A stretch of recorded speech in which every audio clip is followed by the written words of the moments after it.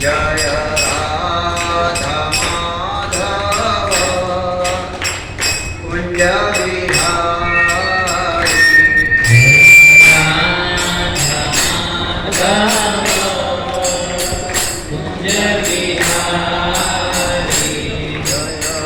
गोपी जाना वल्लभ गिरिवरधारी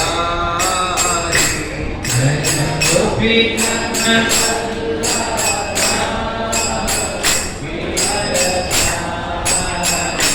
जय यशोदानंदन व्रज जनरंजन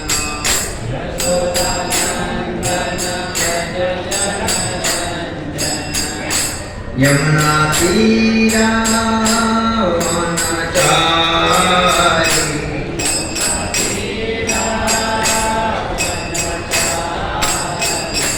जय राधा माधव कुंज विहारी जय राधा माधव कुंज विहारी जय गोपी जनवल्लभ गिरिवरधारी जय गोपी जनवल्लभ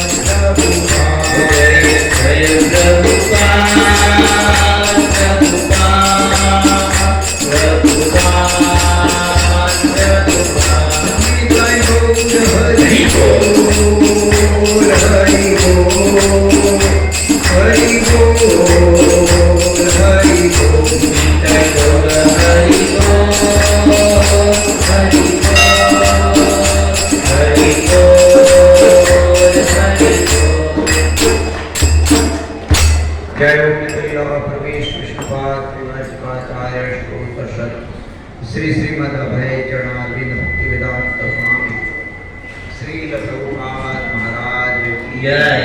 नवाचार्य हरिदास ठाकुर की जय। अनंत कोटि वैष्णव वृंद की जय।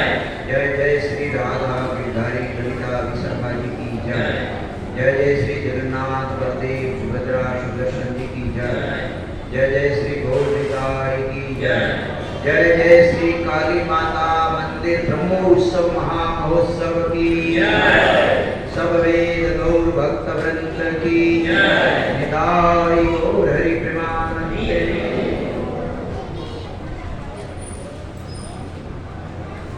कीर्तन में तो बहुत कम लोगों ने भाग लिया, लेकिन हम सब अपने हाथों को इस प्रकार जोड़ दीजिए, दोनों हाथों को जोड़ दीजिए और मेरे बाद इस मंत्र का उच्चारण कीजिए। ओम नमो भगवते वासुदेवाय।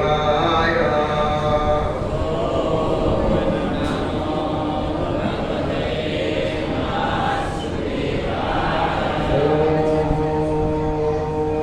नमो भगवते वासुदेवाय।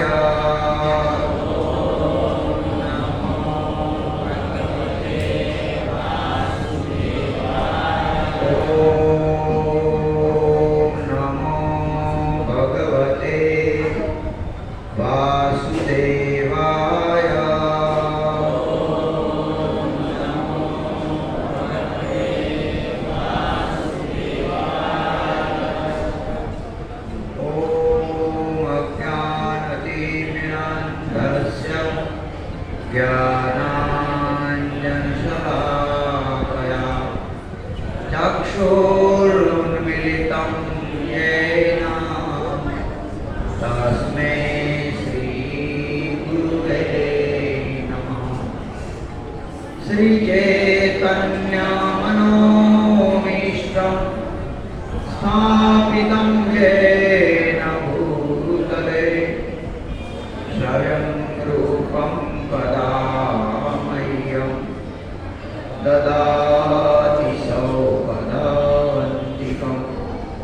वन्देऽहं श्रीगुरो श्रीयुतापदकमलं श्रीगुरुणा वैष्णवांश्च श्रीरूपं साग्रजातं सहगण रघुनाथान्वितं तं सजीवं साद्वैतं सावधूतं परिजनं सहितं कृष्ण चैतन्यदेवं श्रीराधा कृष्ण पादान् सहगण ललिता श्रीविशाखान्वितांश्च हे कृष्णा करुणा सिंधो दीनबंधो जगत्पते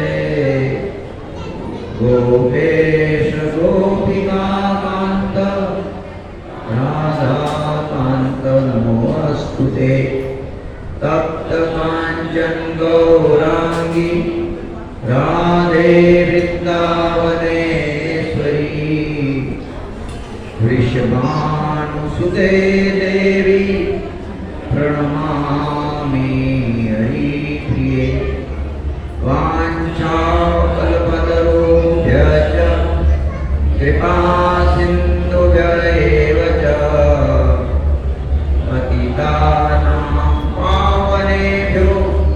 वैष्णवेभ्यो नमो नमः। जय श्री कृष्ण चैतन्य प्रभु नित्यानंद श्री अद्वैत गदाधर श्रीवासादि गौर भक्तवृंद। हरे कृष्णा कृष्णा कृष्णा हरे हरे, हरे राम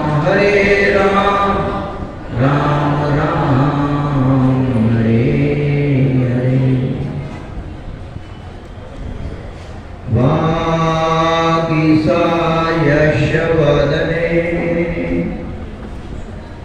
लक्ष्मीर्यस्य वक्षसि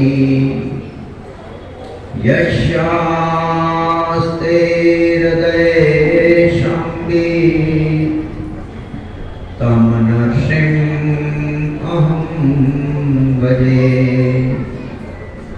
अजानुलम्बितभुजो कनकावदातो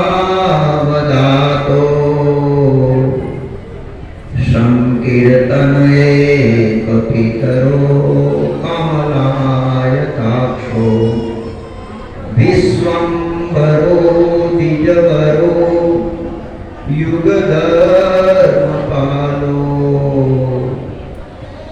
वन्दे जगत्प्रियकरो करुणावतारो वन्दे जगत्प्रियकरो करुणावतारो। हरे कृष्ण। तो आज के बहुत ही मंगलमय पावन और पवित्र तिथि माधव तिथि षटतिला एकादशी, जो भक्ति जननी है। माधव तिथि भक्ति जननी, पालन करिए जतन, जतन से पालन करना चाहिए। और उसके साथ साथ जो यहाँ उत्सव में हम सम्मिलित हुए हैं, काली माता जी का आज मंदिर का ब्रह्मोत्सव, इसको ब्रह्मोत्सव कहते हैं। ब्रह्मोत्सव का अर्थ होता है, हरि बोल, जिस दिन मंदिर का प्रतिष्ठा होता है, प्रतिदिन उस दिन को उत्सव रूप में मनाया जाता है, उसको ब्रह्मोत्सव कहते हैं। तो आज माता जी के इस मंदिर की प्रतिष्ठा का 19वां ब्रह्मोत्सव हो गया, मनाने के उपलक्ष्य में इकट्ठा हो गए। वैसे पहले मुझे ये नहीं बताया गया, तो नहीं तो कुछ माता जी पर ही चर्चा करते हैं, फिर भी हम प्रयास करेंगे। ऐसे मुझे आज आपको काशी लेके जाना था, लेकिन काशी न जाकर यहीं पर रहे।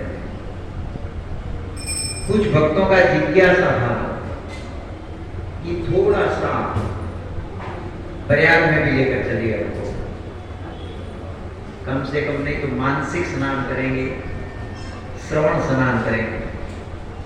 तो बहुत संक्षिप्त में मैं, क्योंकि ये विश्वविख्यात ऐतिहासिक पौराणिक और मांगलिक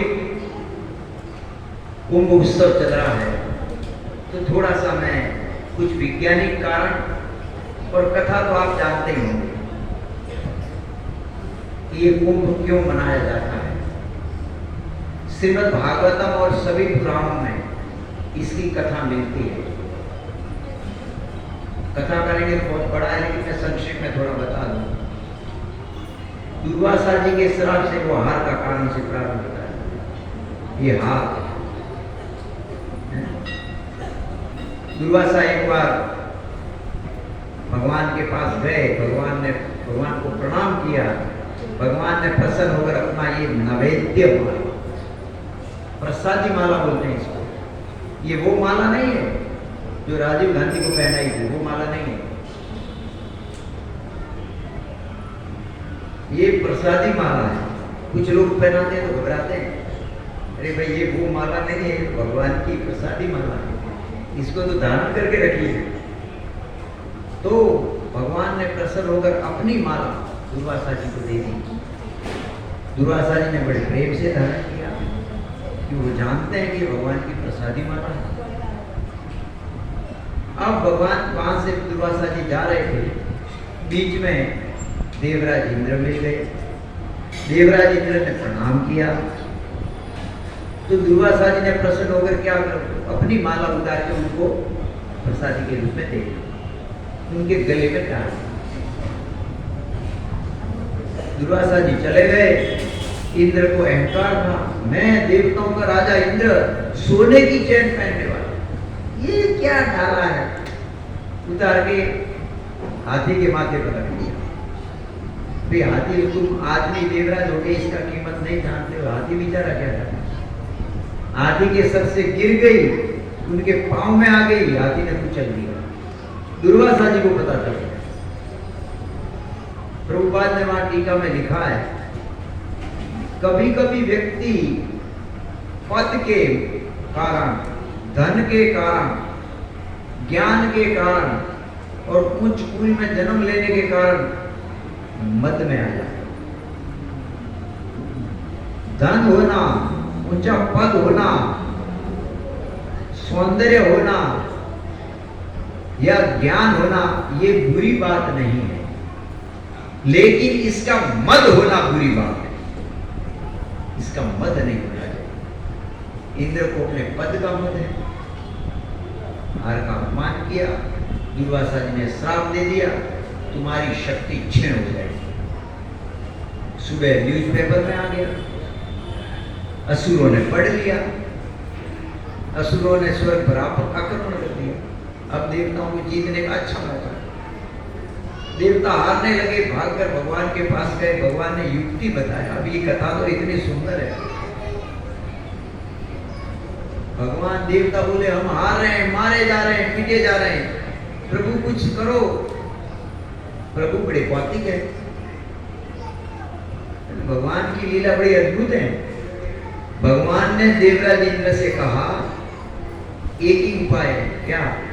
असुरों से संधि कर लो, मित्रता। असुरों से वो तो हमारे शत्रु है, तो कोई उपाय नहीं, उपाय तो मारे जाएंगे, असुरों का राज हो जाएगा। तो बोला, असुरों को जाकर मित्रता कर लो और उनसे एक ऑफर करो कि हम दोनों मिलकर समुद्र मंथन करेंगे क्षीर सागर का, और वहां से अमृत निकलेगा, हमको अमृत पीने का अवसर मिलेगा, हम अमर हो जाएंगे। और निश्चित असुर इसके लिए तैयार हो जाएंगे। मरता क्या नहीं करता। लेकिन इंद्र के मन में एक संशय चल रहा था। देखिए कथा विस्तार से है कि असुरों से दोस्ती करेंगे, दोनों मिलकर अमृत निकालेंगे, फिर अमृत वो भी पिएंगे, हम भी पिएंगे, तो उनका तो शक्ति पहले ही बढ़ा हुआ है, तो उनका तो और शक्ति बढ़ जाएगा। तो क्या फायदा। भगवान समझ गए। तो भगवान ने एक उदाहरण दिया कि देखो, एक बार एक लकड़ी की पेटी में चूहा और सांप दोनों बंदी हो गए। अब सांप ने सोचा कि ये चूहा जो है, ये भगवान उदाहरण दे रहे हैं भागवत में, ये चूहा जो है ये लकड़ी को काट सकता है, और ये काटेगा तो हम बाहर निकल सकते हैं। तो अभी चूहा मेरा शत्रु नहीं है, अभी तो मेरा मित्र, इसको दोस्ती बना। तो चूहे को कहा दिया, देखो अभी हम शत्रु नहीं है, अब हम दोनों बंधक हैं। चूहा भी खुश हो गया, अरे आज तो सांप हमसे दोस्ती की बात कर रहा है। तो बोलो सांप भैया क्या है? बोला, तुम इस लकड़ी को काटो, हम दोनों बाहर निकल जाएंगे। तो चूहा तो खुश हुआ है। तो सांप बोला, काटूंगा। एक होल बनाया, होल बनाया तो सांप ने कहा, देखो चूहे राजा, होल अगर तुम बाहर निकल गया, होल छोटा पड़ गया तो मैं कैसे निकलूंगा? मुझे निकलने दो, छोटा बड़ा तो तुम बड़ा कर सकते हो, बाद में तुम भी निकल जाओ। मैंने कहा अब सांप बाहर निकल गया, फिर फन बना के बैठा, आओ बाहर, भूख लगाया, आओ बाहर। अब चूहा बाहर आया, अपनी भगवान कथा बता रहे, देवता समझ गए कि मंथन करेंगे, अमृत निकलवाएंगे, फिर हम चूहे को खा जाएंगे, अमृत हमको मिलेगा, उनको कुछ मिलने वाला नहीं। तो मतलब मौत, तुरंत वो गए, ऑफर किया, असुर तैयार हो गए, मंदराचल को मथानी बनाया और शिव सागर को भरने के लिए मंदराचल को उठाकर चले। अब देवता असुर दोनों ने उठाया,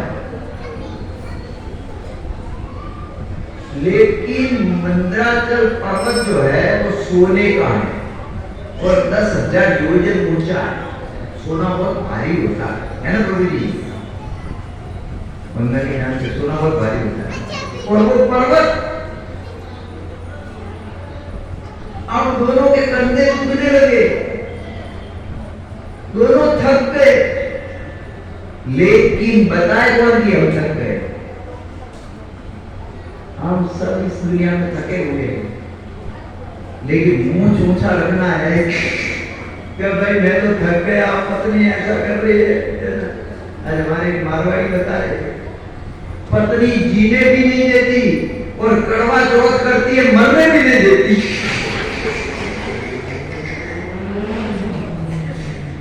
तो लेकिन कौन कहे कि सब थके हुए हैं ये बाल उठा के, लेकिन एक दूसरे के सामने मुंह लाभ रखते हैं,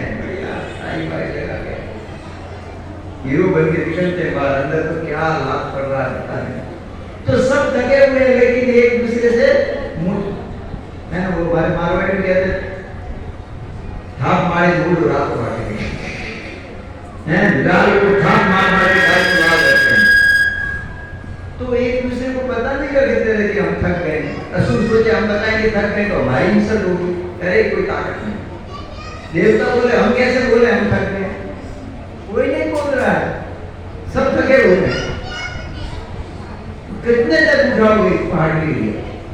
पहाड़ गिर गया, देवता और असुर दोनों नीचे आ गए, किसी का हाथ पांव टूट गया, किसी का हाथ टूट गया, कोई बिल्कुल कचौपट निकल गया, त्राई त्राई करने लगे, प्रभु प्रभु आपके कहने पर हमने तो किया था। भगवान तुरंत गरुड़ पर बैठ कर आए। भगवान ने गरुड़ जी से कहा इस पर्वत को उठाओ। गरुड़ जी ने एक पंख से पर्वत उठा लिया, अपने ऊपर ले लिया, और वो तड़प रहे थे। भगवान ने खाली दृष्टि डाली और सबके फ्रैक्चर ठीक कर दिया, सबकी बॉडी शरीर ठीक कर दिया।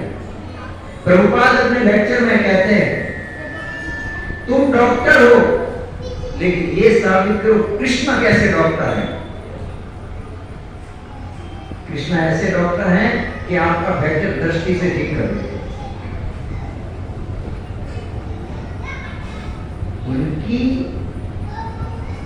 उनके आंखों में अमृत है,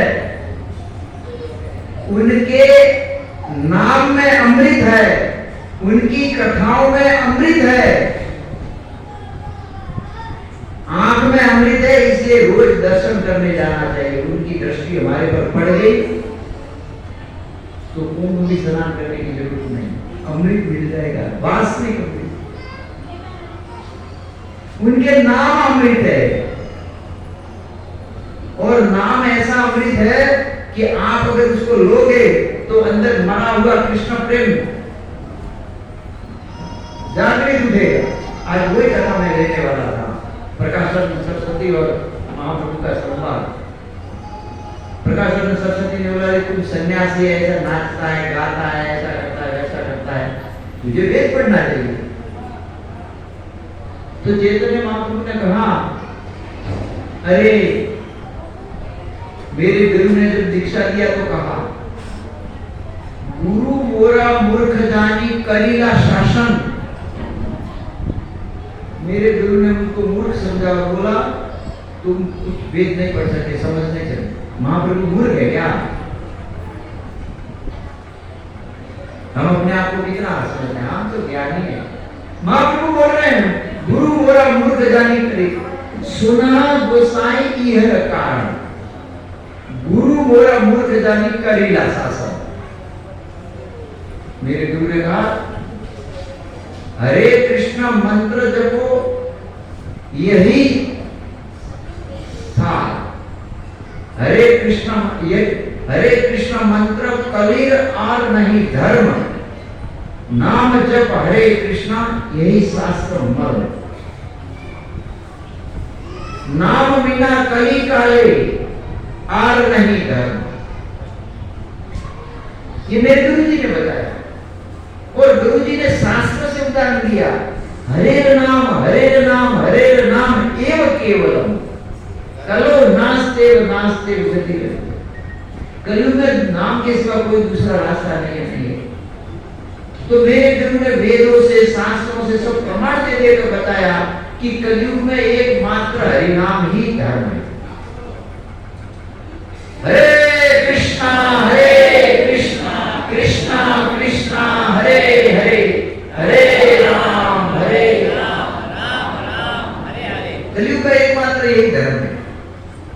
वो किसको पालन करना है?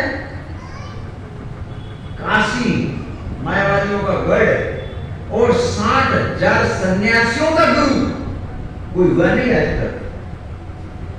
60,000 शिष्य होंगे, कोई गृहस्थ होंगे, कोई ब्रह्मचारी होंगे, कोई वानप्रस्थी होंगे, लेकिन 60,000 सन्यासी थे उनके शिष्य प्रकाशम सरस्वती। और महाप्रभु बोले कि देखो सारे शास्त्रों का सार तो ये क्या? हरि नाम। सारे मंत्रों का सार यही है हरि नाम। अभी मैं चौपाई नहीं बोलूंगा क्योंकि जो कथा चल रहा है उसको बड़ा पूरा करें, कभी लेंगे ये प्रश्न। तो इस तो प्रकाशानंद सरस्वती ने बोला तो ठीक है मंत्र करो बैठे बैठे। कि तुम मंत्र जपते जपते कभी नाचते हो, कभी गाते हो, कभी रोते हो, कभी लौटते हो, ये पागलों की तरह क्या कर रहे हो सन्यासी होकर? तो बोला ऐसा होने लगा। तो मैं वापस मेरे गुरु के पास गया, कीबा मंत्र दिला गोसाई, कीबा ये है बल, जपीते मुझे करी ल पागल। मैंने मेरे गुरु से पूछा, अरे गुरु ये क्या मंत्र दिया?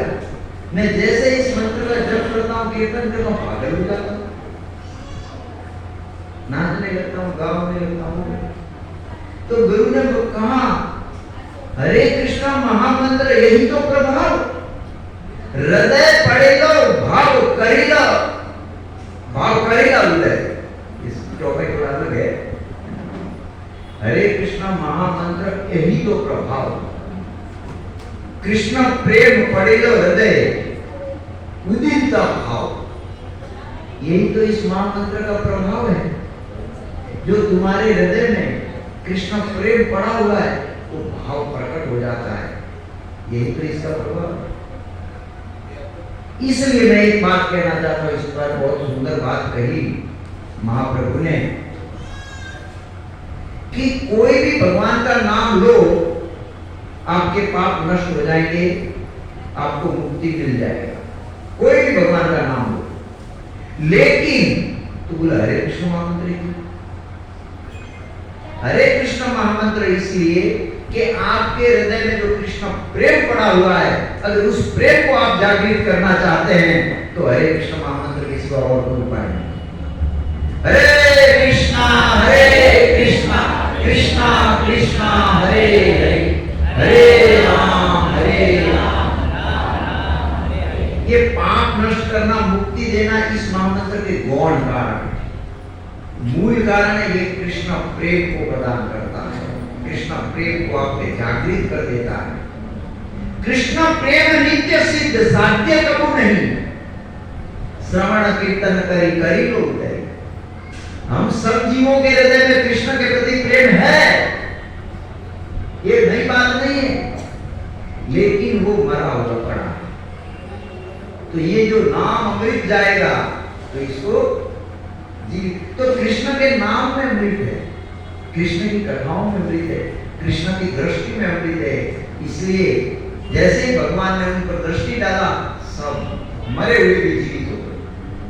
अब देखिए समुद्र मंथन कहाँ जाएगा, सिद्धांत बताने लगेंगे तो सबका होगा पूरा। खड़े हो गए, फिर मंदराचल पर्वत को गुरु जी ने अपने पद पर उठाया, क्षीर सागर के तट पर ले गए। मंदराचल पर्वत को क्षीर सागर में रखा, जैसे ही रखा अंदर चला गया। अब क्या करें? फिर त्राई त्राई करने लगे, अरे ये तो अंदर चला गया, अब क्या करें? इतना भारी पर्वत कौन उठाएगा ऊपर? और उठा के रखना पड़ेगा, नहीं तो कीचड़ में समुद्र में अंदर दलदल है। फिर भगवान को पुकारा, फिर भगवान ने कूर्म अवतार लिया, कछुए का अवतार लिया और समुद्र में प्रवेश करके अपनी पीठ पर उस पर्वत को उठा लिया।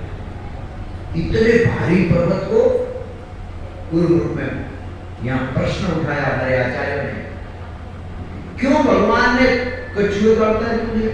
ये तो कोई बहुत अच्छा अवतार नहीं, कूर्म अवतार क्यों लिया? तो कोई बताते हैं वो पर्वत को ऊपर उठाने के लिए, पीठ पर रख के फिर आप मत हो। तो प्रश्न होता है, चंद्रमा ऊपर उठा हुआ है, अधर सूर्य ऊपर अधर कैसे है? कौन उसको? सूर्य, चंद्र और भी कई ग्रह नक्षत्र आकाश में तैर नहीं, पृथ्वी की तैर रही है। पृथ्वी के नीचे कुछ नहीं है, ऐसा नहीं कोई पिलर लगाया। तो ये कैसे तैर रहा है? कौन तैरा रहा है इनको? अभी आप देखिए समुद्र, सूर्य पृथ्वी से 13 गुना बड़ा है, वो आकाश में कैसे लटक रहा है? आप देख रहे हैं ना, लटक रहा है ना, कि नीचे है कुछ सपोर्ट? अरे बोलो तो सही, तो कैसे लटक रहा है? कुछ उत्तर दो भाई, कोई वैज्ञानिक है तो ये उत्तर दीजिए हमको। भगवान की संकल्प शक्ति से लटक रहा है, भगवान की शक्ति। तो वो मंदराचल उठा नहीं सकते थे, संकल्प कर ले जाते हो जाता। लेकिन भगवान अपने इस संसार में भगवत्ता को, अपने वैभव को, अपने ऐश्वर्य को प्रकट करते हैं कि भगवान इसको कहा जाता है। सस्ता भगवान मत ढूंढो। जब उस मंदराचल को कूर्म के कछुए के छाती पर और पीठ पर मथा गया, तो भगवान कहते हैं मेरे को मीठा मीठा नींद आ गया। 10,000 योजन का सोने का इतना बड़ा पर्वत भगवान की पीठ पर रगड़ा जा रहा है, एक कचूमर निकल जाएगा। नींद क्या आएगा? नींद है वो भी हराम हो जाएगा। तो भगवान को कोई कहता है हम भगवान है, उसके पीठ पर रखो थोड़ा 200 किलो का वजन, पता चलेगा कि भगवान है क्या है। जो आजकल कलयुग में बहुत भगवान आ गए, रोज एक नया नया भगवान आता है, जरा टेस्ट करके देखो क्या होता है। और जब वो मथ रहे थे तो भगवान की सांस, नींद आ गई तो सांस तेज चल रही है ना, नींद में आदमी का सांस तेज चलता है ना, मालूम है? हाँ करता है। तो भगवान भी समुद्र में सांस तेज चलने लगी, पूरा समुद्र आंदोलित होने लगा। आज तक नहीं हुआ। कौन हिलाया इस समुद्र को ऐसा? अब एक बार हिला दिया तो हिलता ही रहेगा, क्योंकि भगवान की सांस से हिला। इस प्रकार मंथन चालू हुआ। जब मंथन चालू हुआ, बहुत सिद्धांत है इसमें। वासुकी नाग जिसके अनंत फण है, उसको जब लाया गया और लपेटा गया, तो देवताओं ने, भगवान ने इशारा कर दिया, देवताओं ने असुरों से कहा तुम पूंछ पकड़ो। तुम देवता के हम पूंछ क्यों पकड़े? हम क्या छोटे बाप के? पूंछ तुम पकड़ो, हम तो मुख पकड़ेंगे। कभी कभी है ना आदमी अहंकार में क्या करता है, हम पूंछ नहीं पकड़ेंगे, हम तो बड़े, हम नीचे क्यों बैठे? तो देवताओं ने कहा ठीक है, भगवान ने इशारा किया, अरे पूंछ ही पकड़ो, मुख पकड़ना मत, हालत खराब हो जाएगी। देवताओं ने पूंछ पकड़ा, असुरों ने मुख पकड़ा। अब जैसे मथने लगे तो वासुकी के सहस्त्र फणों से ज्वाला निकलने लगा, विष का, और वो सब आने लगा असुरों के मुंह पे। सबके मुख काले हो गए, परेशान हो गए, वो करे क्या करें? और देवता तो आराम से, उनको तो कोई, सांप जो होता है उसके मुख से जो सांस निकलता है बड़ा खतरनाक होता है। आपने सुना उदाहरण, कालिया दम में था, वो जब सांस छोड़ता था तो ऊपर चलने वाला कोई पक्षी भी झुलस के गिर जाता उस कालिए के सांस का इतना प्रभाव। अभी यहाँ तो वासुकी का मुख और सहस्त्र मुख, अब वो सांस छोड़ते होंगे तो असुरों की क्या हालत होगी। कभी कभी है ना, अभिमान में अहंकार ना कर आदमी क्या कर लेता है, इसलिए ज्यादा अभिमान नहीं करना चाहिए। हम तिलक नहीं लगाएंगे, हम नहीं हमारे अरे मत करो भाई, ये तुम्हारे भले का काम है, इसमें मजा आएगा। तो बेचारे असुर तो परेशान हो गए और मथन करने लगे। तो सबसे पहले विष निकले।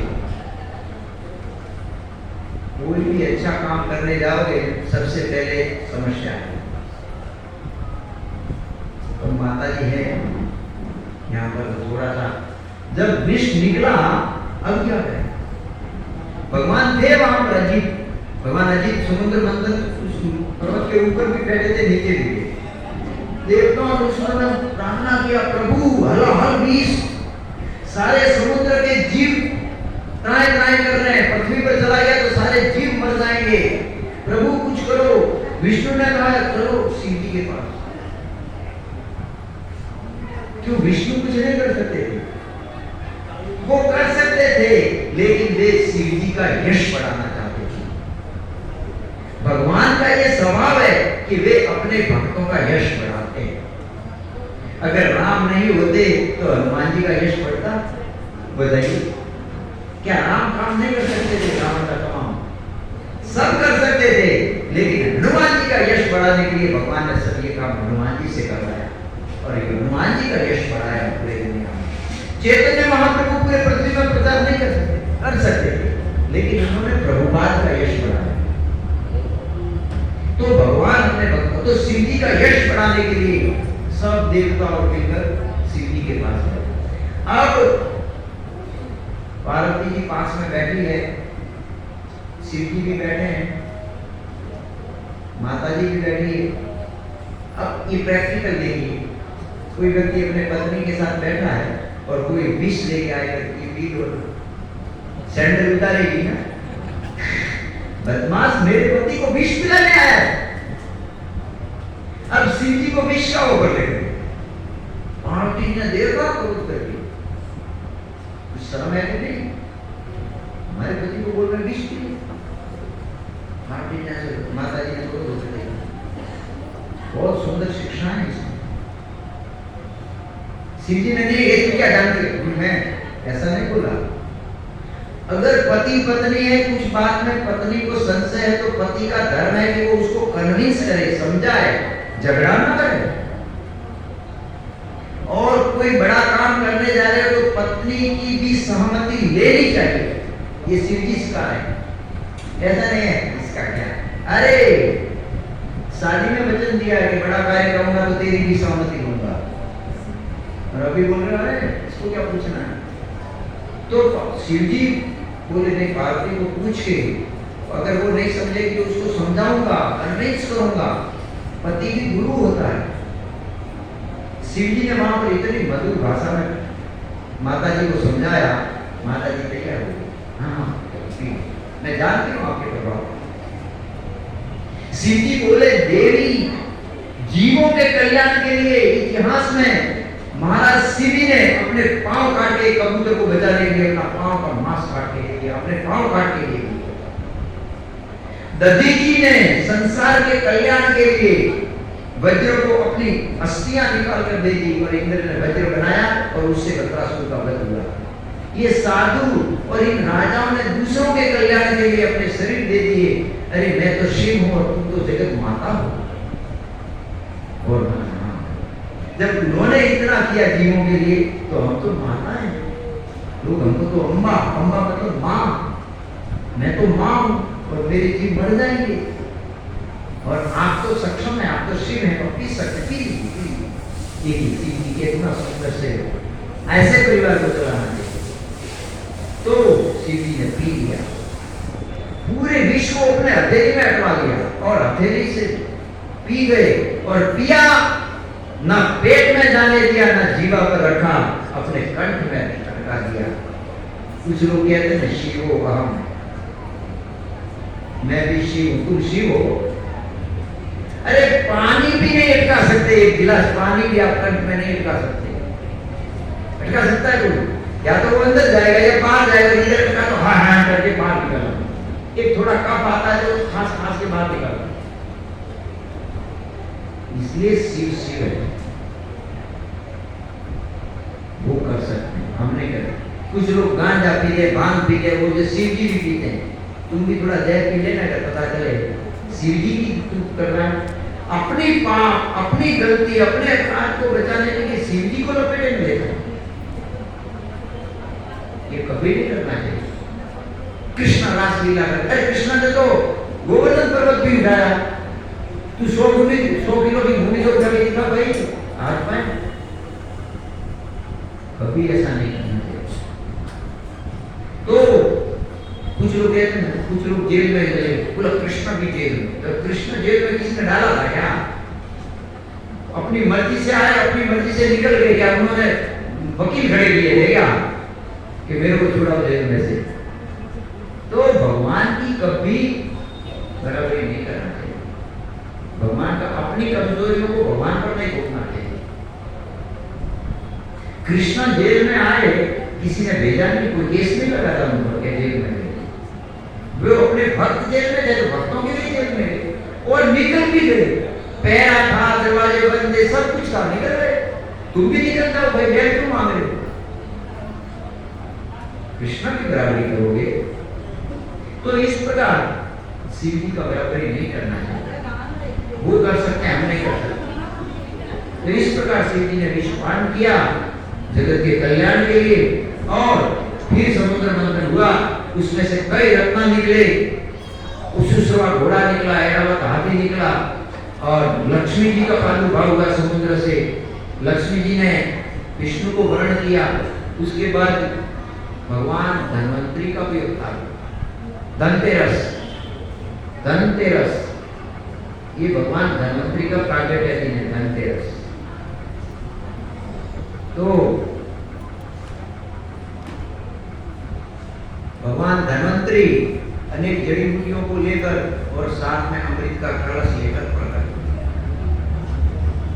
असुरों के मन में खोट था, असुरों ने धन्वंतरी से वो कलश झपट लिया और लेकर भागे। भागे तो असुर आपस में झगड़े, पहले मैं पीऊंगा, पहले मैं पीऊंगा, अरे मैं फट के सामने था, मेरा हालत खराब हुआ, तू कहां लेके जा रहा है? वो आपस में झगड़ने लगे। भगवान ने मोहिनी रूप लिया और मोहिनी रूप लेकर भगवान असुरों को मोहित कर दिया। वो अमृत भूल गए और उसमें आसक्त हो गए। भगवान को दे दिया, तुमको मोहिनी जहां पिलाना पिलाओ, तुम हमारी हो जाओ, शादी करो हमारे साथ। भगवान ने कहा मेरे पर विश्वास मत करना। अरे नहीं नहीं, फिर मैं जे मर्जी होगा उसको पिलाओ। अरे आप जिसको पिलाओ मत पिलाओ, आप हमारी हो जाओ, ज्यादा इतना गुलाम नहीं होना चाहिए। फिर क्या लवंदर निकलेगा पता नहीं चलेगा। वो हो गए ऐसा, भगवान ने शर्त के अनुसार अमृत पिला दिया देवताओं को। जब देवताओं को अमृत पिला रहे थे तब अलग अलग पुराणों में अलग अलग कल की अलग अलग कथाएं। कोई कहते थे पशु लेकर जा रहे थे और उनके हाथ से गरुड़ जी ने ले लिया, और वो जब गरुड़ जी लेकर चले और 4 स्थानों पर रखा, वहां अमृत की बूंद गिरी। वहां पर आज भी वो ग्रह नक्षत्र होता है तो कुंभ होता है, अमृत का प्रभाव रहता है। अब इस कथा को मैं एक थोड़ा वैज्ञानिक कारण बताना चाहता हूँ, क्योंकि आजकल के लोग हमारे में बहुत अश्रद्धा पैदा करते हैं। एक साधु इतना गड़बड़ बोल रहा था कि पाप क्या इधर चिपके हैं, जो स्नान करेंगे तो धुल जाएंगे। इतने साधु लोग कलयुग में ऐसा पाखंड बोलने लगे। अब मैं वैज्ञानिक कारण बताता हूँ, दोनों ध्यान से सुनो, सलाम है। अभी मैं पूछ रहा था, आपने देखा जो पूर्णिमा होती है, पूर्णिमा उस समय समुद्र में बहुत मोजे आते हैं, ऊंचे ऊंचे, देख रहे ना, अमावस्या को नहीं आते, पूर्णिमा के दिन उनका जो उछाल आता है समुद्र में वो डबल हो जाता है। क्यों, कोई बता सकता है ये? हैं? क्या बोल रहे? वो समुद्र और चंद्रमा, चंद्रमा का प्रभाव है वो, है? क्या बोल रहे? कहां से आता है वो? है? चंद्रमा के प्रकाश प्रभाव से, उस चंद्रमा के प्रभाव से वो मुझे उठते हैं, अमावस्या को नहीं उठते हैं, क्योंकि वो उस दिन चंद्रमा का पूरा प्रभाव नहीं रहता। मैं ये कहना चाहता हूं कि ग्रह और नक्षत्र जो भी है उनका प्रभाव जल के ऊपर पड़ता है। एक साइंस तो कुंभ भी एक नक्षत्र है ना, कुंभ भी एक नक्षत्र है, और कुंभ का कलश भी होता है, और कुंभ एक नक्षत्र भी है। तो ग्रह और नक्षत्र जब वो उस समय मिलते थे जिस समय अमृत की बूंद गिरी थी, तो वो जब समय आता है तो उस समय उसका प्रभाव वहां पर जल में रहता है। पहला साइंटिफिक कारण। दूसरा कारण इससे भी तगड़ा, आपने देखा कुंभ में बड़े बड़े महान तपस्वी जो साधारण दिनों में आप उनको देख नहीं पाते कहीं पर, संसार से उनको कुछ लेना देना नहीं, ऐसे तपस्वी साधु जो पहाड़ों में, जंगलों में, हिमालय में तपस्या करते हैं, ऐसे तपस्वी साधु भी इस समय वहां पर स्नान करते हैं। अब आप देखिए उनकी हजारों वर्ष की कठोर तपस्या का ऊर्जा उस जल में आता है, और जब वो हम भी जाकर उसमें स्नान करेंगे तो वो हमको भी थोड़ा ऊर्जा मिलेगा। हमारे धर्म में मैथोलॉजी नहीं है, पूरा विज्ञान है, लेकिन आजकल हम इसके लिए समय नहीं देते, इसका एजुकेशन नहीं रहा। पहले गुरुकुल में पढ़ते थे तो ये सब पढ़ाया जाता था, अभी मुसलमानों के मदरसे हैं, वहाँ बच्चे ज्ञान ले लेते हैं, क्रिश्चियनों के चर्च हैं, वहाँ उनको ज्ञान मिल जाता है। हिंदुओं के बच्चे में क्या ज्ञान मिलता है? क्या मिलता है, ज्ञान मालूम है? अंग्रेजी स्कूल में क्या पढ़ाते हैं हमारे बच्चों को? तुम्हारे बाप दादा बंदर नहीं, आपको इंग्लिश आओ, इंग्लिश कोई नो प्रॉब्लम, पर हमारी संस्कृति का भी उनको ज्ञान होना चाहिए। हमारे बाप दादा बंदर नहीं है, ये धार्मिक देख पढ़ाई जाती है बच्चों को, और फीस बड़ा बड़ा भर के ये ज्ञान देते हैं, थर्ड क्लास ज्ञान। कोई पूछता नहीं बच्चा कि बंदर तो अब भी है, अभी क्यों कोई आदमी नहीं आता बंदर से, अब क्या हो गया? तो हमारा जो धर्म है वो पूरा विज्ञान। प्रभुपाद अमेरिका में थे तो एक वैज्ञानिक से बात होने लगी, वो वैज्ञानिक बोला डार्विन ने सिद्ध किया है कि आदमी बंदर से आया। प्रभुपाद ने कहा नहीं, हमारे पूर्वज ऋषि मुनि थे। प्रमाण चाहिए किसी को?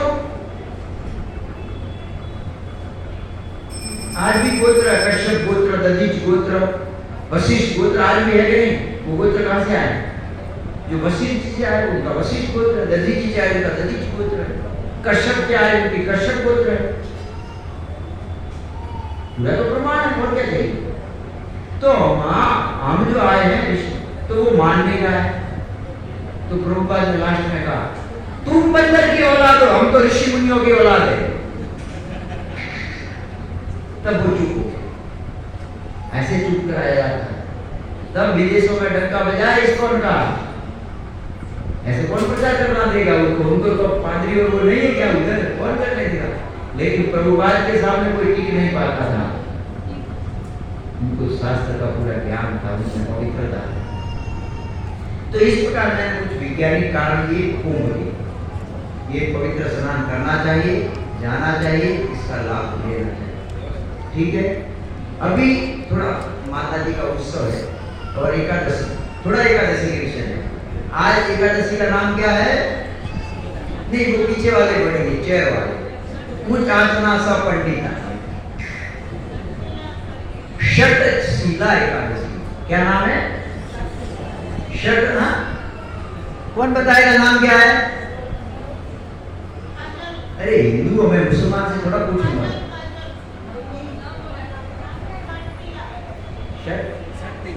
षटतिला एकादशी, षटशिला नहीं है, षटतिला। बहुत अद्भुत नाम है। षट मतलब 6, तिला मतलब तिल। ये क्या राज है इसमें? तिल जो होता है ना, तिल तो जानते हैं सर, ये तिल भी बहुत ऊंचा धान्य माना गया है। ये धान्य अनाज है, लेकिन बहुत ऊंचा अनाज है। भागवत में नंदो उत्सव का प्रसंग आप पढ़ेंगे तो इसका पता चलेगा।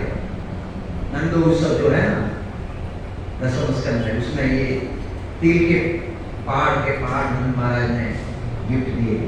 तो तिल को आप 6 प्रकार से इसका उपयोग होता है, इसलिए छठ कहते हैं। यज्ञ करते हैं, आप तिल डालते हैं यज्ञ में।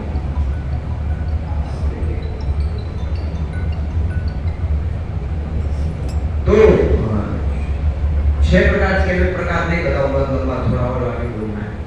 6 प्रकार के तिल खाने में भी कई प्रकार से हम व्यंजन बना के तिल को खाते हैं, उसका तेल भी निकालते हैं, और विशेषकर यज्ञ में इसका उपयोग होता है। तो ऐसे तिल के नाम से ये षटतिला एकादशी का वर्णन। आज के दिन तिल का दान का बड़ा महत्व होता है, अर्थात ये समझना चाहिए अन्न के दान का बड़ा महत्व। अन्न दान जो है वो बड़ा महत्व, लेकिन एकादशी को ये नहीं खाना चाहिए, ये तो खाली शिक्षा देने के लिए। तो षटतिला एकादशी है। अब एकादशी का व्रत सबको करना चाहिए, ये सिद्धांत सुनिए। क्यों? भारत में जिसने जन्म लिया कोई न कोई व्रत तो वो करता ही है।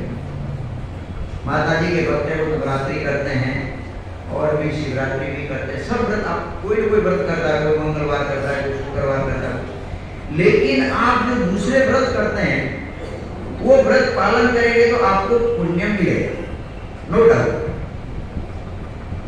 लेकिन वो व्रत पालन नहीं करेंगे तो आपको पाप नहीं लगेगा।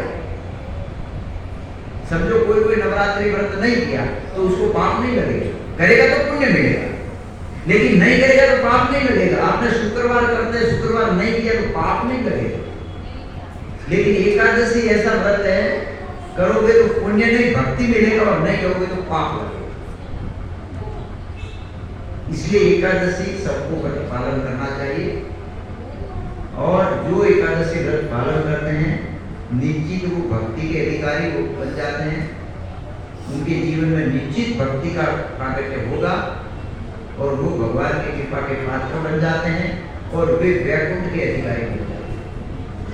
इसलिए एकादशी व्रत का जो पालन नहीं करता है, अगर उस दिन वो अन्न का सेवन करता है तो वो पाप खाता है। क्योंकि भगवान इतने दयालु हैं कि पाप को भी स्नान दिया। बोला एकादशी के दिन तुम अन्न में रहो। भगवान बहुत उदार हैं, सबको स्थान देते हैं, सबको स्थान देते हैं। पाप में बुला रहे, मेरे को भगा दिया, मैं कहाँ रहूंगा?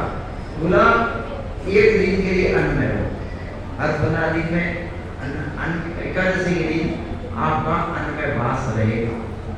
समझ गए? इसलिए एकादशी को अन्न नहीं सेवन करना चाहिए। और एकादशी के दिन और ज्यादा से ज्यादा भगवान के नाम का जप, ज्यादा से ज्यादा कथा कीर्तन में, जैसे आज आपको मौका मिल रहा है, ये अज्ञात सुकृति हो रही है। देखिए कितने हम भाग्यशाली हैं कि आज एकादशी अचानक तो भगवान की कथा कीर्तन, समुद्र मंथन का कथा कीर्तन है, तो ये मिल रहा है। तो इसमें ज्यादा से ज्यादा इस दिन रहना चाहिए। समय का प्रभाव होता है। अभी कुंभ हो रहा है, फिर आप 2 महीने पहले जाओगे तो आपको ही नहीं मिलेगा, 2-4 लोग मिलेंगे। क्यों? समय का प्रभाव है, समय का बहुत बड़ा प्रभाव होता है। तो एकादशी का भी बहुत बड़ा प्रभाव है। इस दिन आपको व्रत करना चाहिए, भगवान का कथा कीर्तन में ज्यादा रहना चाहिए और प्रेम से व्रत का पालन करना चाहिए। हरे कृष्णा कृष्णा कृष्णा हरे हरे, हरे राम हरे राम। सब ये वेद जैसा लेक्चर हो गया है। संभव, लेकिन अभी अब माता जी के चरणों में बैठे हैं, माता जी के मंदिर का ब्रह्मोत्सव है, तो हमको थोड़ा माता जी का भी गुणगान करना चाहिए। माता जी कौन है इसके बारे में जानना चाहिए, ये क्या है, क्यों इनका पूजा करना चाहिए। मैं इतिहास और भागवत से प्रमाण दूंगा, इसके बिना आप सत्य नहीं जान सकते। अपनी मर्जी से कोई सत्य नहीं जाना, शास्त्र से सत्य जानो, इतिहास से सत्य जानो। तो उपनिषदों में कहा गया है भगवान की अनंत शक्तियां हैं, पराश शक्ति विविधेन सूर्य, भगवान की विविध शक्तियां हैं, उसमें 3 शक्तियां प्रमुख हैं, अंतरंगा शक्ति, बहिरंगा शक्ति और तटस्था शक्ति। ये 3 भगवान की शक्तियां प्रमुख हैं। अंतरंगा शक्ति जो है वो उसके भी 3 भाग। अंतरंगा शक्ति 3 प्रकार की है, हालादिनी, संधिनी, संधि, यह अंतरंगा शक्ति। बहिरंगा शक्ति भी 3 प्रकार की है, सत्व, तम और रजत, ये 3 प्रकार की बहिरंगा शक्ति। और कौन सी रही है बाकी? तटस्था शक्ति। तटस्था शक्ति 2 प्रकार की है। तटस्था शक्ति हम जीव, हम भी भगवान की शक्ति है। ममेव वांसो जीव लोके जीव, हम भी भगवान के अंश है, मतलब हम भी भगवान की शक्ति है, लेकिन ये शक्ति को तटस्था शक्ति कहते हैं। तटस्था शक्ति इसलिए कहते हैं कि हम तट पर हैं, तट पर खड़े, चाहे तो संसार समुद्र में जाएं, चाहे तो बैठो, आपकी क्या इच्छा है, इस भवसागर में डूबना है, ये आप, इसलिए आप तट पर खड़े हैं। तो जीव जो है वो भगवान की तटस्था शक्ति है। और जीव 2 प्रकार के हैं, एक नित्यबद्ध जीव, एक नित्य मुक्त जीव। नित्य मुक्त जीव जो है वो भगवान के धाम में रहते हैं, वहां जन्म मृत्यु जरा व्याधि कोई दुख नहीं है। और जो बद्ध जीव है वे इस संसार में रहते हैं, जो दुखों का घर है, ये तटस्था शक्ति है। अब तटस्था शक्ति, बहिरंगा शक्ति। बहिरंगा शक्ति मैंने 3 प्रकार का कहा, लेकिन बहिरंगा शक्ति में भी मूर्तिमान रूप में आप देखें तो बहिरंगा शक्ति माया, देवी हसी गुणमयी मम माया, गीता में भगवान ने कहा ये देवी गुणों वाली, ये जो 3 गुणों वाली देवी शक्ति है, ये मेरी माया। तो जैसे अभी ये माया, इसका लंबा विस्तार बहुत आपको टाइम लगेगा। ये जो भगवान की बहिरंगा शक्ति में आती है दुर्गा जी, अंतरंगा शक्ति में आती है राधा जी। तो ये बहिरंगा शक्ति में जो ये दुर्गा जी है, इनके भी 2 स्वरूप है। ध्यान दीजिए, मैं उपनिषद और वेदों से बोल रहा हूँ, स्रोत चाहिए तो कोट करना, तो लेकिन अभी इतना समय नहीं है, सप्ताह होता तो। ये बहिरंगा शक्ति भी 2 प्रकार की है माया, एक है महामाया, एक है योग माया। कभी कभी हम योग माया कहते हैं, एक योग माया, एक महामाया। योग माया जो है, गीता में भगवान कहते हैं महात्मान अस्तु माम पार्थ योग माया समावेता। हे अर्जुन, जो महात्मा होते हैं, मेरे भक्त होते हैं, वे योग माया के अंडर में रहते हैं, योग माया द्वारा सुरक्षित रहते हैं, ये योग माया। और महामाया जो भगवान के भक्त नहीं है, वे महामाया के अंडर में रहते हैं। कुछ समझ में बात नहीं आई होगी, मैं इसको सिंपल बना के बता रहा हूं। पुलिस सरकार की शक्ति है। अब पुलिस जो सरकार के नियमों को पालन करता है, पुलिस उसकी रक्षा करती है, राइट। और जो नियमों को उल्लंघन करता है, उसको डंडे मारते हैं। सेम ये शक्ति का काम है।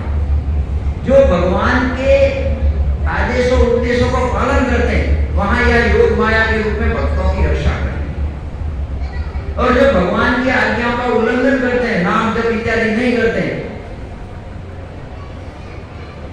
मैं एक सत्य घटना बताता हूं, आप लोगों ने सुना होगा। 2002 में या में कच्छ में भूकंप आया, जो भी हो, उस समय हमारे इस्कॉन के भक्त मीरा रोड से भी, भक्ति वेदांत से और मीरा रोड मंदिर के कुछ भक्त वहां सेवा के लिए गए। उसमें हमारे भक्तों के लीडर थे गुड़ा केशव। तो कच्छ के एक गांव में जहां हमारे भक्त लोग सबको खिचड़ी खिलाते थे और जो भक्ति वेदांत के डॉक्टर थे उनका इलाज करते थे, और शाम को रोज माता जी के मंदिर में सत्संग होता था ताकि उनको थोड़ा शांत करना। अब उस गांव में दुर्गा जी का मंदिर था, तो दुर्गा जी का मंदिर था, वो मंदिर सुरक्षित था, बाकी गांव में बहुत नुकसान हो गया, बच्चे मर गए, कई के पांव। तो वहां गुड़ा केश प्रभु का सत्संग चल रहा। एक व्यक्ति ने खड़े होकर प्रश्न किया कि प्रभु जी, हम पूरा गांव मिलकर माता जी का इतना सेवा करते थे, फिर हमारे गांव में इतना कष्ट क्यों आया? ये माता जी हमको ये करने क्यों दिया? गुड़ा केश प्रभु बड़े स्ट्रेट बोलते, ऐसे तो ईश्वर वाले सब स्ट्रेट बोलते हैं, कोई चापलूसी नहीं है हमारे पास कि हमारी संख्या बड़े बड़े बढ़ना तो बड़े नहीं बढ़ेगी, हम लोग झूठ नहीं बोलेंगे और प्रमाण भी चाहिए तो देंगे। तो एक ने प्रश्न किया कि हम माता जी का इतना सेवा करते थे, वो करते थे, लेकिन हमको दर्द मिला। तो गुड़ा केश प्रभु ने स्ट्रेट उत्तर दिया, बोला माँ होती है बेटा, माँ तो करता है, लेकिन पिता की बात नहीं मानेगा, तो माँ भी कभी मारेगी तमाचा। मार दिया। जय माता जी तो करते और पिताजी का पता ही नहीं। पिताजी ने क्या कहा? सर्वधर्मान परित्यज्य मां नहीं, इसको हम नहीं मानते, मारेंगे भी नहीं मानते, तो मार दिया तमाशा, चुप हो गए सब। माता की बात मानेंगे और पिताजी को याद भी नहीं करेंगे तो क्या होगा? माता को मारेंगे कि नहीं? तो माता, अब मैं थोड़ा आपको इतिहास और भागवत से प्रमाण बताता हूं कि माता जी का सेवा पूजा क्यों करना चाहिए। आप सब जानते हैं, पहला प्रसंग आता है दशम स्कंद में। व्रत की गोपियां कात्यायनी देवी भी माता जी का 9 रूप है, उसमें एक कात्यायनी ना, 9 दुर्गा में एक कात्यायनी रूप है। किसी छठे दिन के लिए कात्यायनी देवी की पूजा होती है, तो ये भी माता जी का एक रूप है, 9 दुर्गा जो कहते हैं, तो 9 रूप है। तो गोपियां कात्यायनी की पूजा करती थी, भागवत में उल्लेख। क्यों करती थी? कृष्ण को पाने के लिए। कात्यायनी देवी का अगर वो मंत्र भी आप भागवत में देखेंगे तो कात्यायनी देवी की पूजा करती है, कई मंत्रों का उच्चारण करती हैं, पूरे महीने व्रत रखती हैं और माता जी से प्रार्थना करती हैं कि कृष्ण हमको स्वामी के रूप में मिले। स्पष्ट हो गया? ये भागवत का प्रसंग सुना रहा हूं, और स्पष्ट नहीं हो तो और दूसरा प्रसंग सुना। रुक्मिणी जी ने विवाह के पूर्व गौरी जी का पूजन किया। रुक्मिणी जी साक्षात लक्ष्मी है, तो वो उनको गौरी पूजन की क्या आवश्यकता थी? देखिए, स्पष्ट करना चाहिए, हमारे तरह स्पष्ट। गौरी पूजन करने के लिए क्यों गई? अगर वहां आप देखिए रुक्मिणी जी प्रार्थना करती है गौरी पार्वती जी से, तो वो क्या कहती है? कृष्ण ही मुझे पति के रूप में मिलना चाहिए, कृष्ण ही मुझे स्वामी के रूप में मिले, हे माता ऐसी कृपा। और बात में समझ नहीं आती। एक और भागवत का प्रसंग सुनिए, 3 जगह। समयंतक मणि की जो कथा है, उसमें बहुत बड़ी कथा है, कभी प्रोग्राम रखना करें, बहुत सुंदर कथा है।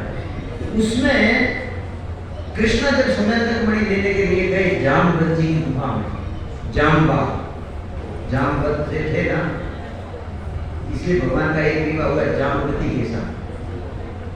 वो जामवान की पालक पुत्री थी, उसको पालते। अब जब कृष्ण उस गुफा में वो समयंतक मणि लेने गए, तो वो लेके वो जामवती खेल रही थी बच्ची, तो उसके हाथ में से तो वो चिल्लाया कृष्ण को देख। तो जामवती आए और जामवत और कृष्ण के साथ युद्ध हुआ। द्वारकावासी सारे उस गुफा के बाहर खड़े। वो गुफा एक शेर की थी, वो वेट कर रहे हैं और 28 दिन तक युद्ध चला, जामवान और कृष्ण के बीच। कथा बहुत बड़ी है, राम अवतार में वचन दिया था जामवान को, और 28 दिन युद्ध चला। लेकिन 2-4 दिन 5 दिन हो गए तो अभी सब द्वारकावासी बोले क्या हुआ, कृष्ण को खा गया, बाघ खा गया, क्या हुआ, अभी तक क्यों नहीं आए? 5 दिन हो गए, 10 दिन हो गए, 12 दिन हो गए, अभी तक कृष्ण गुफा से बाहर नहीं आए। तो वे एक दुर्गा जी का मंदिर था, सब द्वारकावासी गए दुर्गा जी के और प्रार्थना किया, दुर्गा जी का पूजा किया कि हमारे कृष्ण हमको वापस सुरक्षित मिल जाए। और दुर्गा जी की कृपा से कृष्ण सुरक्षित मिल गए। 2 प्रसंग, 3 प्रसंग मैंने भागवत से सुना है, क्योंकि आप सब भागवत के ज्यादा रसिक हैं। दूसरे पुराणों में भी है, लेकिन दूसरे पुराणों में तो आप सुनते भी नहीं। भागवत तो सब सुनते हैं ना, वो खुद भाग वाला भागवत, ऐसा प्रसंग स्पष्ट नहीं किया है। लेकिन तो 3 प्रसंगों से हमें शिक्षा मिलती है, इतिहास से शिक्षा मिलती है, शास्त्रों से शिक्षा मिलती है कि हम कृष्ण को प्राप्त करने के लिए माता जी का सेवा कर सकते हैं और उनसे प्रार्थना कर सकते हैं कि आप ऐसी कृपा करें कि हमको भी कृष्ण मिले। हरे कृष्णा कृष्णा कृष्णा हरे हरे, हरे राम राम। तो माता जी का आज प्रभु उत्सव है, तो हम माता जी के चरणों में प्रार्थना करते हैं कि आप भगवान की एक शक्ति हैं, हमको भी ऐसा शक्ति प्रदान करें कि हम भी कृष्ण की सेवा ठीक से कर सकें, भगवान के नाम का जप ठीक से कर सकें, ताकि हम भी कृष्ण को प्राप्त करें। हरे कृष्ण। ठीक है,